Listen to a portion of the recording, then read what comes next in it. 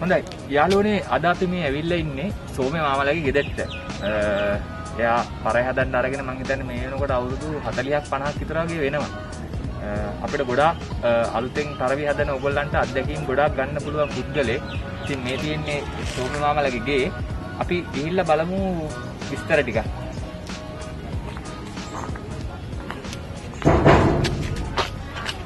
ආමේ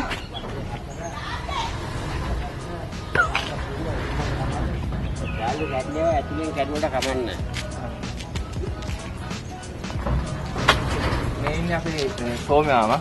ගොඩක් පරණ පරවි හදපු කට්ටිය නම් දන්න ඇති මාමව. අලුතෙන් පරවි හදන්නේ ඉන්න අයටත් ගොඩක් දේවල් ඉගෙන ගන්න තියෙනවා. අපි පරවි ටික බලලා කතා කරමු. බලමු.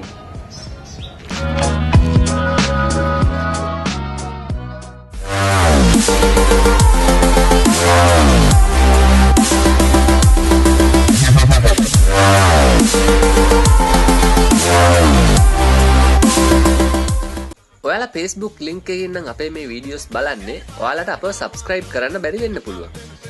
හොඳයි මොකද දන්නවද ඔයාලා කරන්න ඕනේ? දකුණු පැත්තේ උඩ තියෙන dot තුන touch කරලා open in YouTube දෙන්න.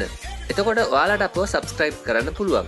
ඒ වගේම මේ වගේ වීඩියෝස් දිගටම බලන්න ඕනේ නම් අපව subscribe කරන්න.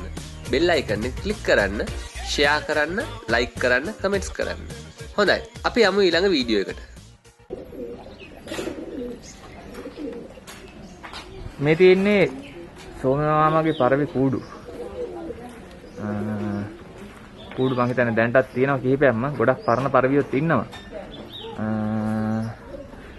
මොකද කරන්නේ මාම අපි පරවි ටික බලලා ඉන්නවද නැත්නම් විස්තර ටිකක් කතා කරලිමුද මුලින්ම? පරටියක් බලමු. බලලිමු නේද එන්න.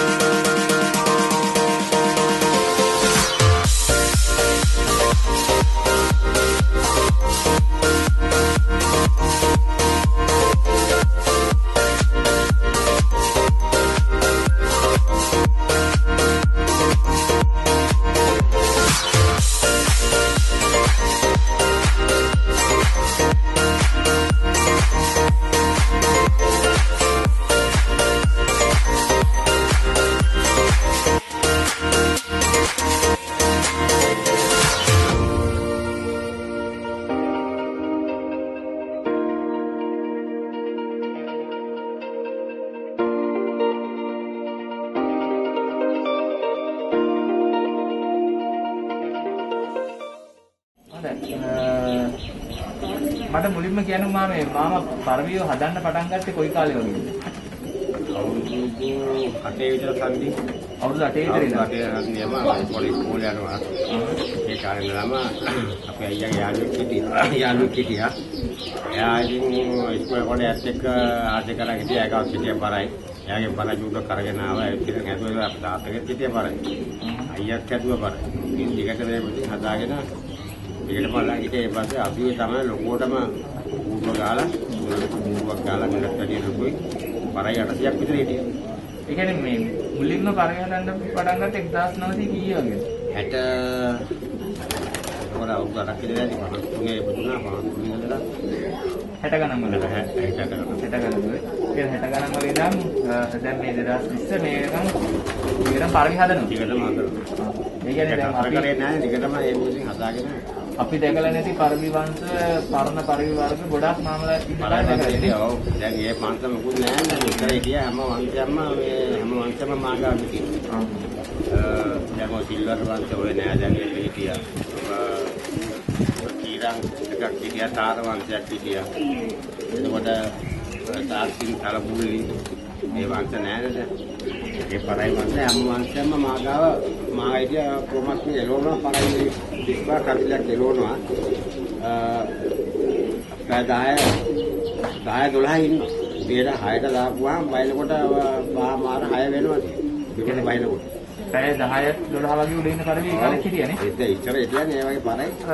මාම එතකොට මේ මුලින්ම පරවි හදන්න ගත්තේ කොහොමද මේ පොඩි කාලේ මේ යාළුවෙක්ගෙන් පරවි දෙන්නෙක් හම්බුණා කිව්වේනේ. පරයි දෙන්නෙක්. ඔව්. ඒ කාලේ කවුද හිටපු හොඳ පරවි ප්‍රසිද්ධ කට්ටිය ලංකාවේ? අපේ යාළුවෙක් හිටියා ජස්ටින් කියලා. ජස්ටින්. ඡේදවත්තේ. අහහ.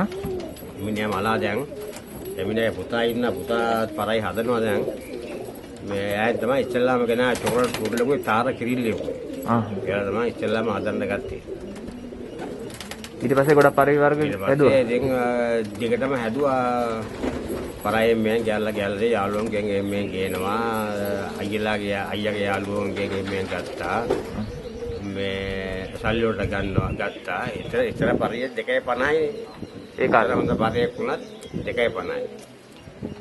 එතකොට මේ ඒ කාලේ තව කවුද මාමගේ හිතවත් හිටියේ හොඳ පරවි හදපු කට්ටිය?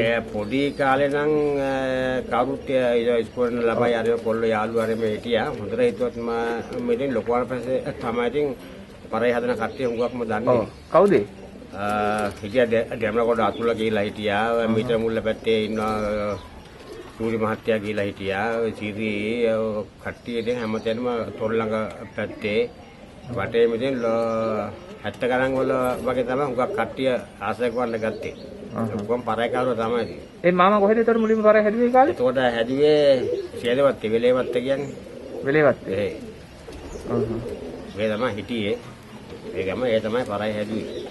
ඒ කාලේ මොනවද කෑම විශේෂ කෑම වර්ග දුන්නද මොන හරි එහෙම පරය උඩ? කෑම කියන්නේ අපේ කාලේ කොණ්ඩ කල්ල තමයි දෙන්නේ. කොණ්ඩ කල්ල පරිප්පු මුං ඇට. මුං ජෑම ඒවා නෑනේ එතකොට. ඔව්. අපි ඒවා දෙන්නෙත් නෑ වී. ඒවා තමයි දෙන්නේ.